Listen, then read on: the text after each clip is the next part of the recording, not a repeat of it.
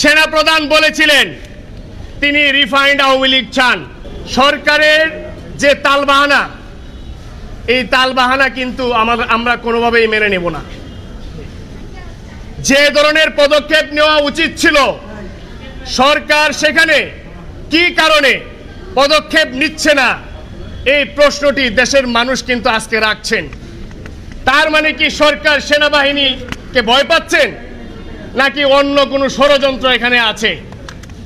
আমরা জানি এবং এটি স্পষ্ট হয়েছে, সেনাপ্রধান বলেছিলেন তিনি রিফাইন্ড আওয়ামী লীগ চান, আওয়ামী লীগকে আবার ফিরাতে চান, স্বচ্ছ আওয়ামী লীগকে ফিরাতে চান। কিন্তু সে আশায় ওনার গুড়েবালি হয়েছে।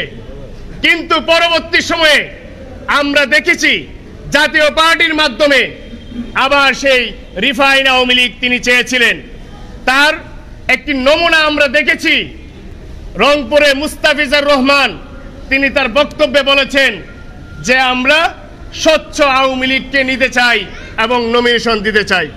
সুতরাং এখানে বোঝাই যাচ্ছে যে সেনাপ্রধান এবং সেনাবাহিনী এখানে আবার রিফাইন্ড আওয়ামী লীগকে আবার ফেরানোর জন্য প্রচেষ্টা চালাচ্ছেন।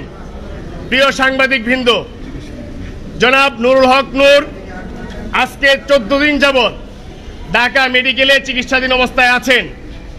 সরকারের পক্ষ থেকে বলা হয়েছিল যে নুরুল হক নূরের সার্বিক যে স্বাস্থ্যের পরিস্থিতি, সেই বিবেচনায় তাকে দেশের বাইরে নেওয়ার জন্য সরকার পদক্ষেপ গ্রহণ করবে। সেটি কিন্তু সরকারের পক্ষ থেকে সরকারের প্রেস সচিব শফিকুল ইসলাম ভাই জানিয়েছিলেন, কিন্তু এখন পর্যন্ত কোনো দৃশ্যমান পদক্ষেপ কিন্তু আমরা দেখতে পাচ্ছি না। যদি সরকার দৃশ্যমান কোনো পদক্ষেপ না নেয় তাহলে সরকার সেটি আমাদেরকে জানাক। আমরা আমাদের নেতাকর্মীরা সংগঠনের পক্ষ থেকে নুরুল হক নূরের উন্নত চিকিৎসার জন্য আমরা সেটি ব্যবস্থা গ্রহণ করব। এখন পর্যন্ত আমি অবাক হয়ে যাচ্ছি যে সরকারের সেই ঘোষণার পরেও এখন পর্যন্ত নুরুল হক নূরকে দেশের বাইরে নেওয়া হচ্ছে না।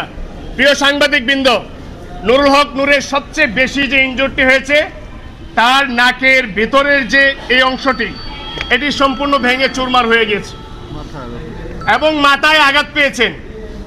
এই দুটি সিভিয়ার ইনজুর্ড এই দেশে বর্তমানে, আমি বাংলাদেশের চিকিৎসা ব্যবস্থার প্রতি অত্যন্ত সম্মানজনকভাবেই বলছি, এই চিকিৎসাগুলো বাংলাদেশেও আছে, কিন্তু দীর্ঘমেয়াদী নুরুল হক নূরের উপর এখন পর্যন্ত 23 থেকে 24 বার হামলা হয়েছে।